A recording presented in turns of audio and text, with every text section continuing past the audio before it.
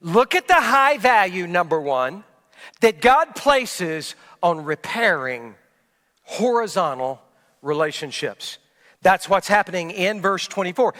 Verse 24 is an illustration that Jesus is using in the middle of his teaching. It's a teaching tool. And so what's he doing here? He's describing a first century God follower, a worshiper. And they have traveled to Jerusalem to the temple. So they have come from Capernaum in Galilee, or they have come from Bethlehem in Judea, or they have come from no man's land, Nazareth, and they have walked in maybe for a couple of days in order to worship God in the temple. And so they're coming with an offering. They're coming with a sacrifice. If they're coming with a sacrifice offering, it's costly. It has cost them a lot. They've traveled for days. And so they pass through the court of the women, the court of the Gentiles, the court of the men. They're into the court of the inner part of the temple, in the court of the priest. And there is the altar where you offer a burnt offering up to God. You're just adjacent to the Holy of Holies. And Jesus is painting, these people know this picture. This is a sacred and rare moment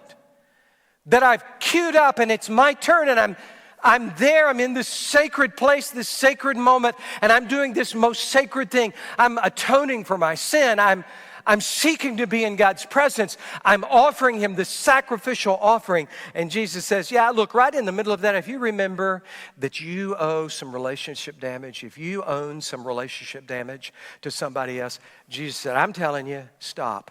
Just stop. And walk out of there. And walk back for 2 days to Nazareth and find that person and make it right. Repair the damage. Then walk back for 2 more days and come back and get back in line and then have this sacred moment.